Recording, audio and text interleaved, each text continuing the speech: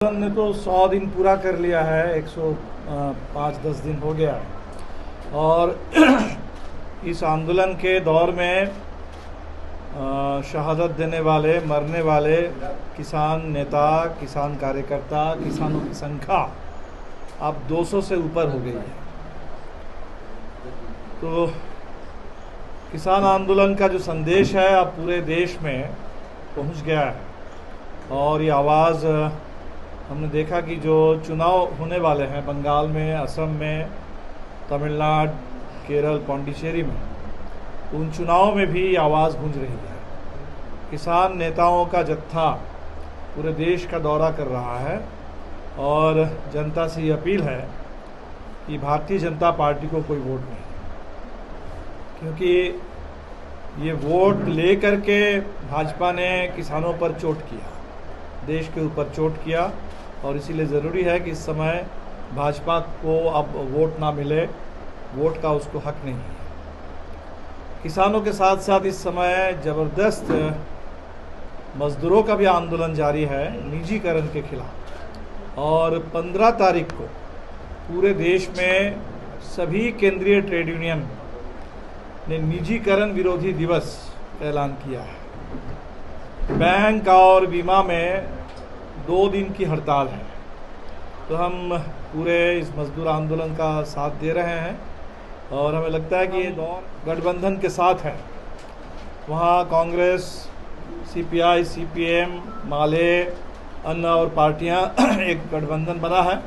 उस गठबंधन के तहत सोनीतपुर जिले के बेहाली से हम चुनाव लड़ रहे हैं। हमारे चाय बागान के नेता कॉमरेड विवेक दास वहाँ उम्मीदवार हैं और इसके अलावा कार्बी आंगलॉन्ग जो पहाड़ी ज़िला है उस ज़िले में भी 4 सीटों से हमारे उम्मीदवार चुनाव में लड़ रहे हैं। ये चुनाव का दौर बहुत महत्वपूर्ण है क्योंकि इस समय पूरे देश में जो किसानों का मुद्दा है और जिस तरह से ये सरकार देश को बेचने का काम कर रही है। मोदी जी कहते हैं कि सरकार का काम कारोबार करना नहीं है, लेकिन लगातार वो देश को बेच रहे हैं। स्ट्रेटेजिक जो एसेट्स हैं, नेशनल एसेट्स हैं, रेलवे, बैंक से लेकर के बंदरगाह, पोर्ट, हर चीज़ को बेच दे रहे हैं।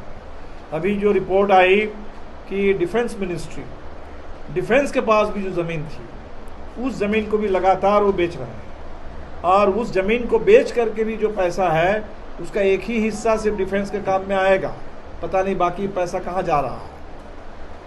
ये देश बेचने का जो कार्यक्रम ले रखा है मोदी सरकार ने, इस पर ज़बरदस्त अभी तत्काल रोक लगाने की ज़रूरत है। तो इसलिए ये जो चुनाव है हम समझते हैं कि भारतीय जनता पार्टी के खिलाफ एक निर्णायक जनादेश, बिहार में काफ़ी हद तक ही जनादेश हमें मिला था, हालांकि सरकार फिर भी बच गई, लेकिन सरकार काफ़ी हद तक ही जनादेश हमें मिला था, हालांकि सरकार फिर भी बच गई, लेकिन सरकार बच जाने का जो परिणाम हुआ, आज पूरे बिहार में फिर से अपराध तेजी पर है, बढ़ रहा है लगातार और लग रहा है कि शराब माफिया की सरकार चल रही है। हर रोज़ आप देखेंगे कि जहरीली शराब के मामले में यहाँ वहाँ मौत की खबरें आएंगी।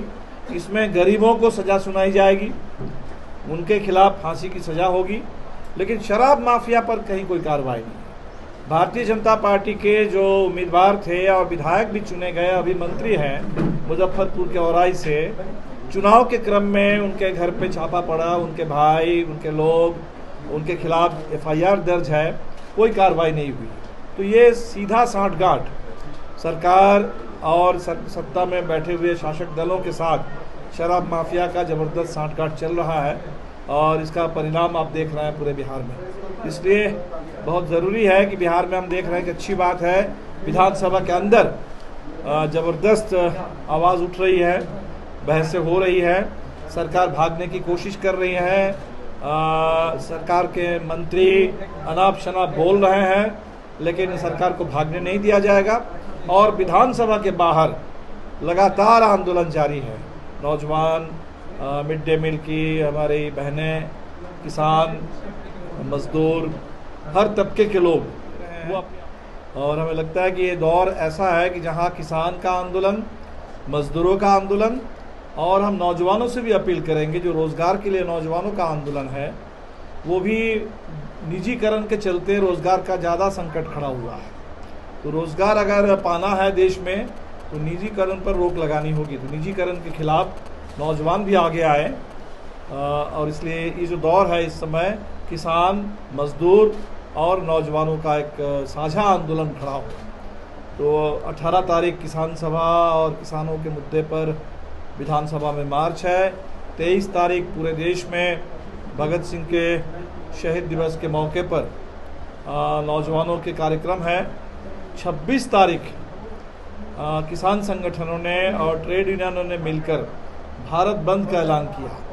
तो उस भारत बंद को भी हमारा पूरा समर्थन रहेगा। जहाँ तक अभी विधानसभा चुनाव का सवाल है तो हम बंगाल में, असम में और तमिलनाडु और पौंडीचेरी में उम्मीदवार उतार रहे हैं। बंगाल में 12, तमिलनाडु में भी 12, असम में 5 और पौंडीचेरी में 1। केरल में हमारे कोई उम्मीदवार नहीं होंगे। और केरल में जो वाम लोकतांत्रिक मोर्चे की सरकार है उस मोर्चे को हमारा समर्थन है।